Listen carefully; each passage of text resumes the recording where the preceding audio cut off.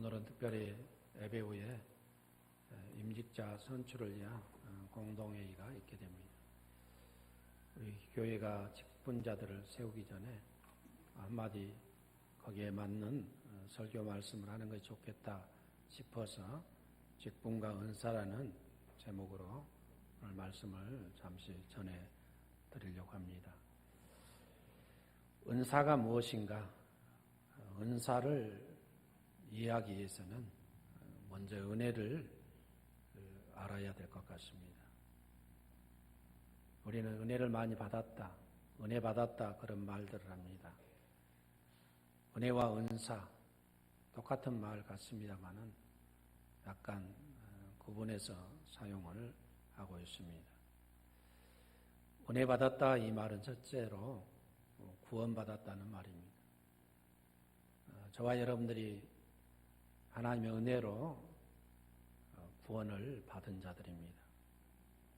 또 은혜 받았다 이 말은 구원받은 이후에 날마다 우리의 삶 속에서 하나님의 은혜를, 하나님의 도우심을 경험하면서 산다 그런 뜻이 있습니다. 그러나 은사는 무엇인가? 은사는 주의 일을 하도록 하기 위해서 주어지는 하나님의 선물이 바로 은사고, 또한 은사와 더불어 직분 또한 하나님의 일을 하도록 하나님께서 우리에게 허락하신 것이 직분인 줄로 믿습니다. 하나님께서 오늘 특별히 세운 직분자들을 또 직분에 관해서 소개를 하고 있습니다. 28절 보면은 하나님이 교회 중에 몇을 세우셨으니 그 첫 번째가 무엇인가? 사도요, 둘째가 선지자요, 셋째가 교사요, 다음은 능력을 행하는 자요, 다음은 병 고치는 은사, 돕는 것과 다스리는 것과 각종 방언을 말하는 것이다 그렇게 말하고 있습니다. 28절에는 직분과 은사가 이렇게 함께 기록이 되어 있습니다. 직분은 바로 사도라는 직분이 있었고, 특별히 선지자라는 직분이 있었고, 교사라는 직분이 초대교회에 있었고, 고린도 교회에 있었던 것 같습니다. 그리고 그들에게 주어지는 능력 또한 그들에게 주어지는 하나님의 은사가 있는데 바로 능력 행하는 것, 병 고치는 것, 또 서로 돕는 것, 다스리는 것, 각종 방언에 대해서 말씀을 하고 있습니다. 오늘 말씀을 살피면서 첫째 우리가 생각해야 될 것은 무엇인가? 모든 직분자는 하나님이 세우신다는 것을 믿어야 됩니다. 오늘 28절에 하나님이 교회 중에 몇을 세웠으니 사도요, 선지자요, 교사라 그렇게 말하고 있습니다. 직분을 누가 세우셨는가? 하나님이 교회 중에 몇 명을 세웠다 그렇게 말씀하고 있습니다. 또한 하나님께서 교회를 세우시기 위해서 은사를 허락하셨는데 능력, 병 고치는 것, 서로 돕는 것, 다스리는 것, 각종 방언을 말하는 것들을 하나님께서 은사를 선물로 허락해 주셨습니다. 우리 교회에서 오늘 직분자들을 세우게 되는데 사람이 세우는 것이 아니라 우리의 마음과 우리의 행위를 통해서 하나님께서 갈릴리 교회에 필요한 일꾼들을 세우신다는 이러한 믿음을 가질 수 있기를 바랍니다. 모세도 우리가 잘 아는 대로 하나님이 불러서 이스라엘의 지도자로 세우셨습니다. 예수님도 자기의 제자들을 부르셨습니다. 나를 따라오너라, 내가 너희로 사람 낚는 어부되게 하리라. 하나님이, 예수님이 직접 친히 자기의 제자들을 세웠고 하나님께서 일꾼들을 세우셨다는 말씀입니다. 그러므로 직분을 세우실 때 이 직분자는 사람이 세운다, 누구의 추천을 받고 누구의 투표를 받아서 세운다 이것이 아니라 하나님께서 갈릴리 교회 성도들을 통해서 갈릴리 교회에 필요한 일꾼들과 직분자들을 세운다는 이 사실을 확실히 마음으로 믿어 의심치 말기를 주의 이름으로 축원합니다. 두 번째, 교회 직분에 있어서 질서의 중요성을 지금 사도 바울은 말하고 있습니다. 그가 말할 때 첫째는 사도다 그렇게 말합니다. 두 번째는 선지자다, 세 번째는 교사에 관해서 말을 하고 있습니다. 이 고린도 교회는 상당히 무질서한 교회입니다. 하나님의 성령의 은혜가 굉장히 많이 은사가 나타났던 교회입니다. 그런데 이 교회가 서로 잘났다는 것입니다. 방언하는 사람이 방언이 최고다. 어떤 사람은 나는 바울의 제자다. 나는 그리스도의 제자다. 나는 베드로의 제자다. 나는 아볼로의 제자다. 나는 능력 행하는 것이 최고다. 이러면서 서로 최고 제일 나은 것을 주장을 합니다. 그래서 바울 사도가 교회의 모든 직분에는 질서가 있다는 것입니다. 그래서 그 질서의 첫 번째가 사도라는 것입니다. 사도는 누구인가? 예수님이 직접 세운 제자들입니다. 사도의 자격은 예수님이 직접 세운 자들이어야 되고 반드시 부활하신 예수 그리스도를 목격한 자들입니다.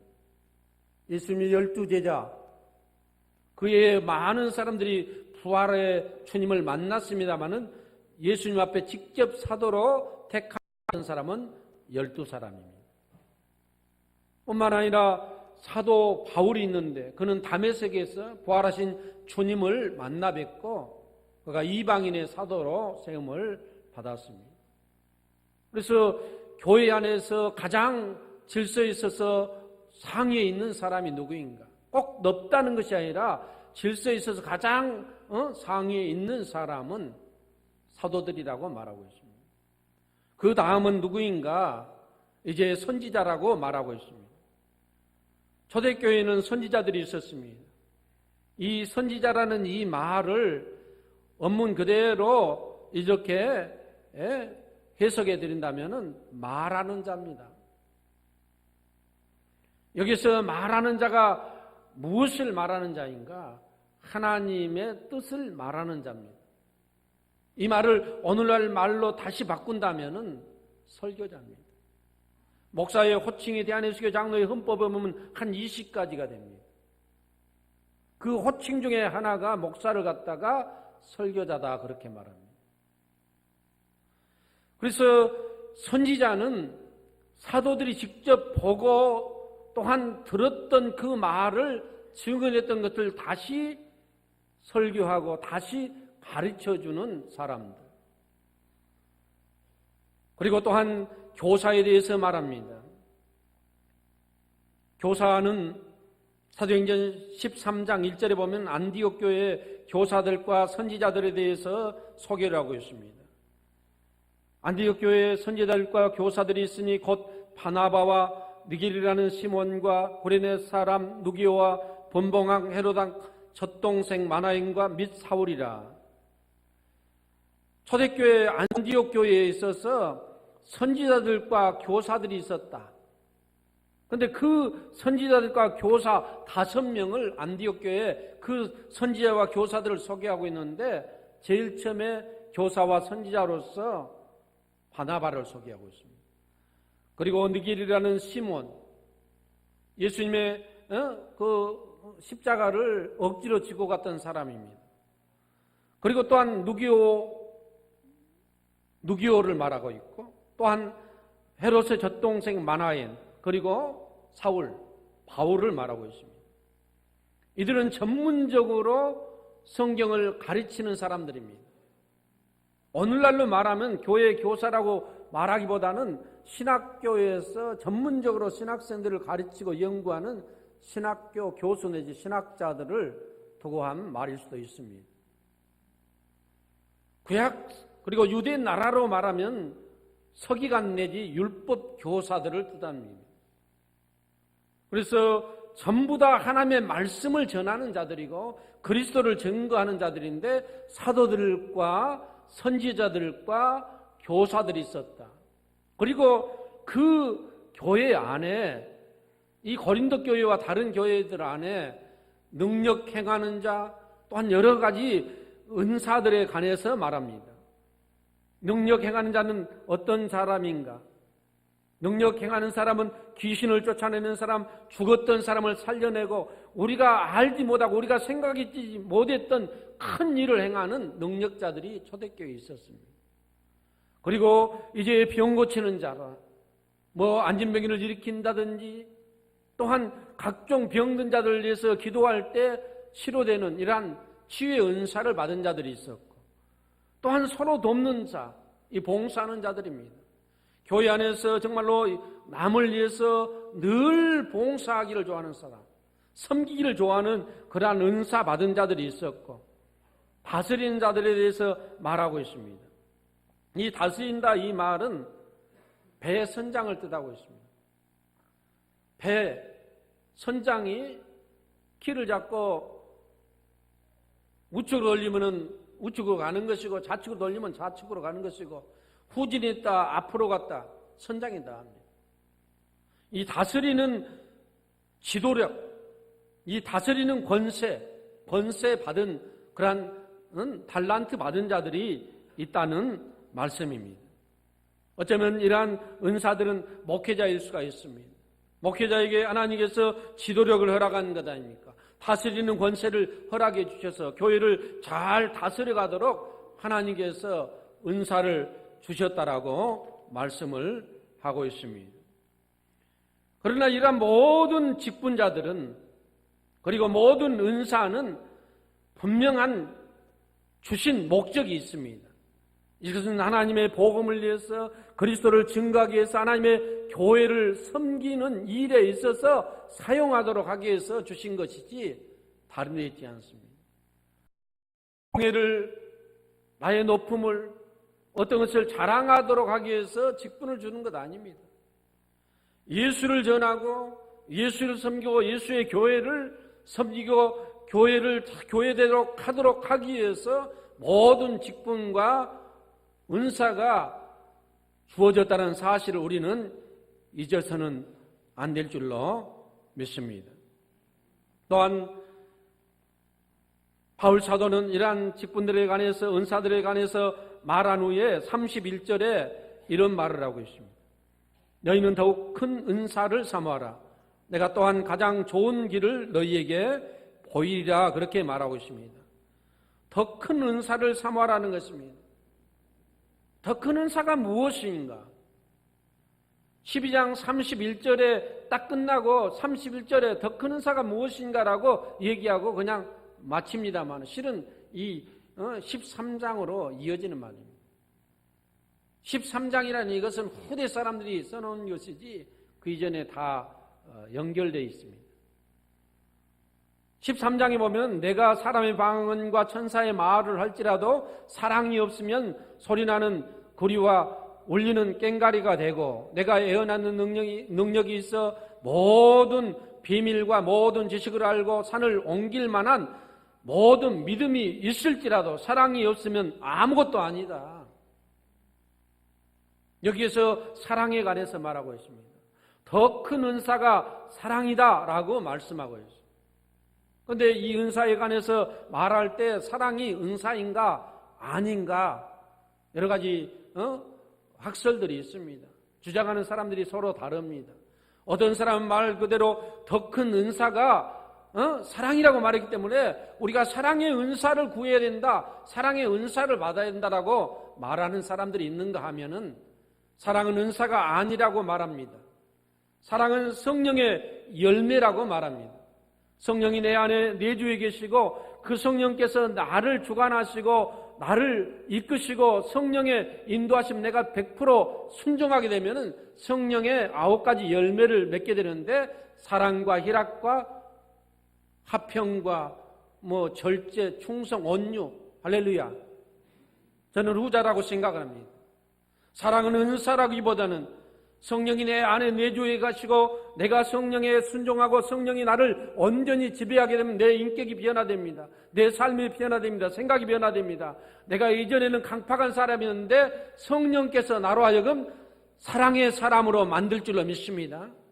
이 사랑의 은사가 아니라 사랑의 열매, 성령의 열매로서 이 사랑의 이 열매가 있는 자만이 직분을 잘 감당할 수 있는 것이고 은사를 잘 감당할 수가 있는 것입니다. 모든 직분과 은사를 감당함에 있어서 가장 밑바탕이 되는 그 밑바탕 기본이 무엇인가? 그것은 바로 사랑인 줄로 믿습니다. 목사가 사랑의 마음을 가지고 있어야지 목사만 직분만 가지고 설교하면은 여러분들에게 상처되는 말을 할 수가 있습니다. 진정으로 성도들을 사랑하는 마음 있어야 온전한 목사로서 일할 수가 있습니다. 장로도 마찬가지입니다. 권사도 마찬가지입니다. 교회의 모든 교사나 성가대나 모든 사람은 사랑의 이 큰 성령의 열매가 있어야 이러한 직분과 이러한 은사들을 우리가 잘 감당할 줄로 믿습니다. 결론적으로 말씀드리고 마치겠습니다. 이 직분자들을 교회에서 세우게 되는데 이 직분자들을 세웠을 때 그 교회의 성도들이 그 직분자들에게 대해서 어떤 생각을 가져야 될 것인가? 고린도전서 4장 1절에 보면 사람이 마땅히 우리를 그리스도의 일꾼이 하나님의 비밀을 맡은 자로 여길지어다라고 말하고 있습니다. 지금 고린도 교회는 문제가 많습니다. 고린도 교회의 사람들아 마땅히 우리를 그리스도의 일꾼이요 하나님의 비밀을 맡은 자로 여길지어다 그렇게 말하고 있습니다. 바울 사도가 뭐라고 말합니까? 고린도 교회 교인들아 나와 함께한 우리들을 하나님의 일꾼으로 비밀을 맡은 자로 여기라. 이 말은 인정하라는 말이에요. 인정. 오늘 교회에서 일꾼들을 뽑게 될 것입니다. 그리고 6개월간의 훈련을 거쳐서 한 8개월 후에 우리 교회에서 내년 2월에 세우게 될 것입니다. 그런데 세웠는데 어제까지만 하더라도 이제 그냥 집사였는데 집사 그랬는데 오늘 이제 피택 되면은 이제 피택 장로가 되는 것이고 장로는 아니지만 피택 받은 장로라는 말이죠. 앞으로 교체해야 될 단계들이 많습니다. 내 친구라고 해서 야야야야야 이렇게 해서는 안 된다는 거예요. 여러분 여기서 인정하는 것, 여기는 것이 매우 중요합니다. 제가 아는 목사님 한 분 계셔요.